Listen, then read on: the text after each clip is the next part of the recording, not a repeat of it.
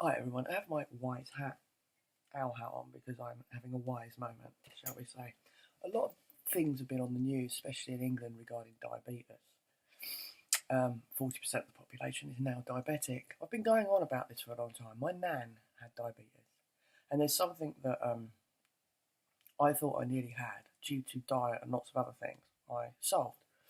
Now, I'm not long awake to be honest, so I do apologise for looking half asleep. My nan used to eat a lot of fat. She was overweight, she used to eat a lot of fat. She didn't have a sugar habit, if you like. Now, most people think that diabetes is a sugar-related diet. Sugar plays a part of it, but it isn't the actual cause. The reason why people get diabetes is from fat. Our muscles, when we eat something sugary, it's broken down and goes around our blood supply. And our liver sort of like monitors our blood supply constantly to see if there's sugar in there and releases or whatever insulin as and when it needs. Also, our muscles, they store glucose in them. They're known as glycolin, I think. Glycolin or glycolen. There's two different types. One is to do with the liver, one's to do with the muscles. So anyway, what happens is the muscles store this stuff in the cell. So when you eat some sugar, the sugar's then absorbed into the muscles and stored in the muscles in pockets. Okay? If you've got fat around your muscles, which most people who are diabetic have, the sugar can't get to the muscles. So the sugar stays in the blood supply and peaks the blood sugar levels, causing the liver to make more insulin to combat it.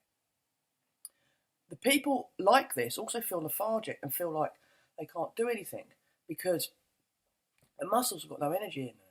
You know, there's energy stored in your muscles, and after 10 seconds of moving, that energy is moved from your muscles in order for you to not feel tired. So it's obvious that high-fat diets are causing diabetes, not the sugar. You know, glucose-fructose syrup is not a good thing. That's it's too high in sugar. It's too sweet, and the body finds problems breaking it down in order to process it. Now, I've recently, I've been vegetarian for what? Coming up 12 years. Well, I went vegan last year, about, what year was it? What month was it? About September. I slowly figured the thing out, right? I'm now a size 12. I've got no cellulite on me. I don't get tired. I don't feel unfit. I feel very well. I'm full of energy. My body actually processes my food properly. Lots of things I've noticed. Now, I'm not saying everyone should run out and be vegan, but you should be conscious of these fats that you're eating. There's fats out there that are shocking, like bacon, salami, processed meats like that, chicken. They're really bad. Like chicken should be the most unfattening meat, but it's so processed, it's just not very good for you. But having a bacon sandwich is the equivalent of smoking 5 cigarettes. That's how it's getting. You know, if you're going to eat meat, eat something that's good, that's got no fat in it. You know, something that's a good bit of meat if you insist on eating it.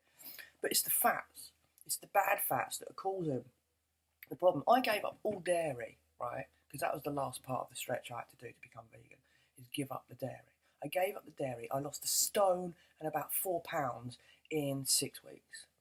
I went to Barbados in March, and before Christmas, I'd not long been vegan. I was still like a size 14 to 16, and I had fatty bits here and around your. I just stopped dairy. I started with milk. I threw milk away first, then I threw the butter away, and then the cheese. I don't even eat cheese. I hardly ever eat vegan cheese either. It's only if you have a pizza and sometimes you want something different on it.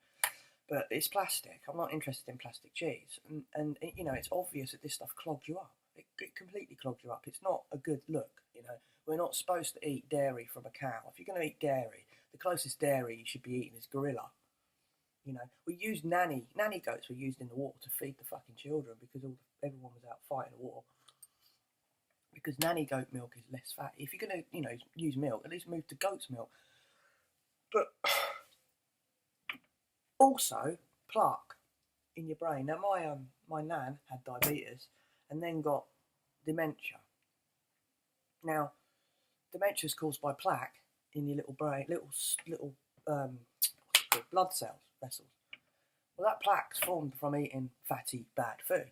So my nan gets diabetes from fatty bad foods, and then gets dementia from fatty bad foods. And you then look at America, and you then look at England, and you see the same people doing the same. Oh, look, they've all got diabetes from eating fatty food, cheap fatty foods. And look, no, they're all getting dementia now or Alzheimer's. Oh, no, there's no connection there at all. There's a connection. There's a fucking big connection. People take the piss out of me. Oh, you buy organic food, you must be rich. I'm not rich, I just eat less. So I'll be more selective. I won't waste the food. You know, if I could, I'd grow my own. Now our neighbour grows it. She's taken over the garden. Lovely girl, but don't speak Italian, so I can't really communicate with her about it. But, you know, otherwise I'd be growing my own veg all day. That's why next year I'm hoping to move to a house and having a garden so I can grow my food. But I now only spend so much money a week. I go to Sainsbury's because it's got the most range of organic food, the non-toxic food. You've got to go to a shop where the rich fucking shop. These rich people buy that because they know, you know, like, oh, let's make organic food more expensive for everyone else. The normal population can't afford to eat it, and then they're all die of diseases. What you eat is what your health is. It's all related. It's not rocket science. It really isn't rocket science. You don't see, you know, the only overweight animals you see are our animals. You don't see overweight animals in the wild. You know, there's a key to it. There's definitely something to do with being overweight, not cardiac. I could cycle now. Go and get on the bike and cycle 20 miles and it wouldn't even affect me. My heart rate would probably go up a little bit, but I wouldn't be out of breath because I'm fit. But you've got to be cardiovascularly fit.